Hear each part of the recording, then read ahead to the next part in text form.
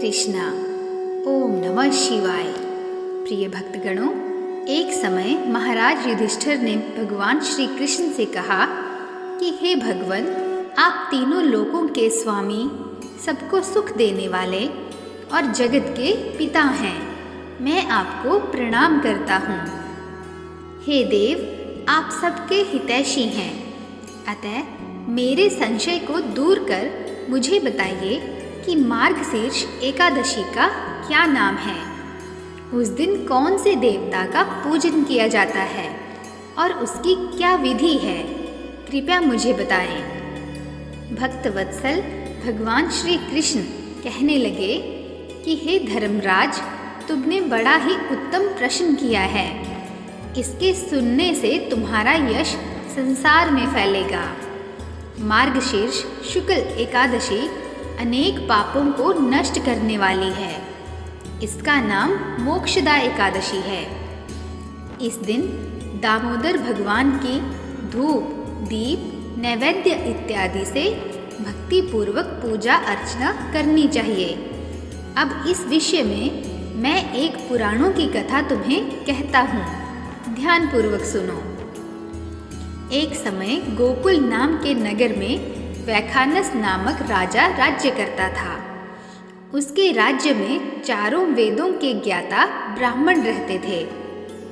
वह राजा अपनी प्रजा का पुत्रवत पालन करता था।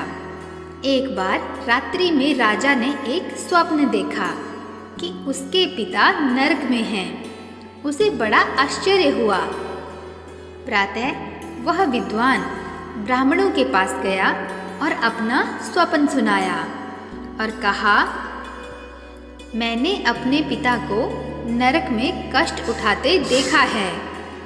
उन्होंने मुझसे कहा कि हे पुत्र, मैं नरक में पड़ा हूँ, यहाँ से तुम मुझे मुक्त कराओ। जब से मैंने ये वचन सुने हैं, तब से मैं बहुत बेचैन हूँ। चित्त में बड़ी अशांति हो रही है।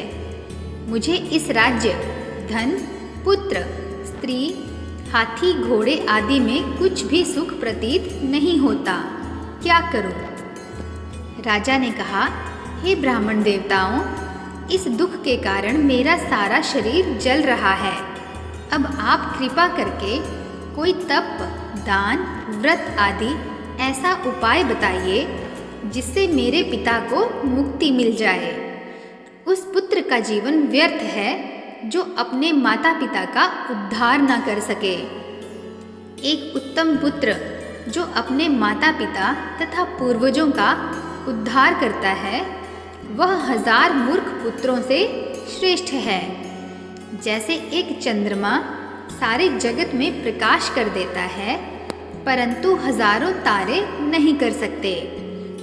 ब्राह्मणों ने कहा, हे राजन, यहाँ पास ही भूत, भविष्य, वर्तमान के ज्ञाता पर्वत ऋषि का आश्रम है। आपकी समस्या का हल वे अवश्य करेंगे। ऐसा सुनकर राजा मुनि के आश्रम पर गया।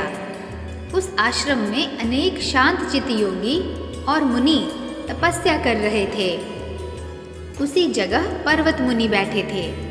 राजा ने मुनि को साष्टांग दंडवत किया। मुनि ने राजा से सांगोपांग कुशल पूछी। राजा ने कहा कि महाराज, आपकी कृपा से मेरे राज्य में सब कुशल है, लेकिन अकस्मात मेरे चित्त में अत्यंत अशांति होने लगी है।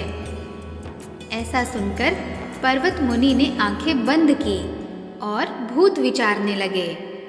फिर बोले, हे राजन, मैंने योग के बल से तुम्हारे पिता के कुकर्मों को जान लिया है।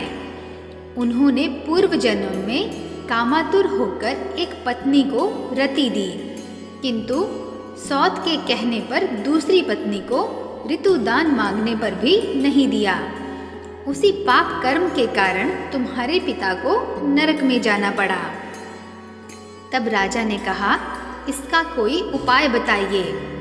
मुनि बोले, हे राजन, आप मार्गशीर्ष शुक्ल एकादशी का उपवास करें और उस उपवास के पुण्य को अपने पिता को संकल्प कर दें। इसके प्रभाव से आपके पिता की अवश्य नरक से मुक्ति होगी। मुनि के ये वचन सुनकर राजा महल में आया और मुनि के कहने अनुसार कुटुंब सहित मोक्षदा एकादशी का व्रत किया। इसके उपवास का पुण्य उसने पिता को अर्पण कर दिया। इसके प्रभाव से उसके पिता को मुक्ति मिल गई और स्वर्ग में जाते हुए वे पुत्र से कहने लगे, हे पुत्र, तेरा कल्याण हो, और यह कहकर स्वर्ग चले गए।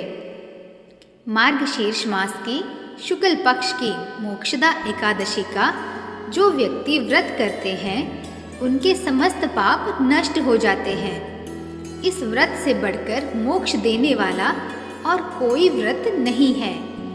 इस कथा को पढ़ने या सुनने से वायपेय यज्ञ का फल मिलता है। यह व्रत मोक्ष देने वाला तथा चिंतामणि के समान सब कामनाएं पूर्ण करने वाला होता है। तो प्रिय भक्तों, आप सब भी प्रेम से बोलिए जय श्री कृष्णा। आशा करती हूँ कि मोक्षदा एकादशी के व्रत की इस कथा का मेरे द्वारा कराया गया यह श्रवण आपको अत्यंत पसंद आया होगा। यदि आपको यह कथा पसंद आई हो तो चैनल को लाइक, शेयर तथा सब्सक्राइब अवश्य कीजिएगा। मिलते हैं नेक्स्ट वीडियो में, तब तक के लिए जय श्री कृष्णा। नमस्कार।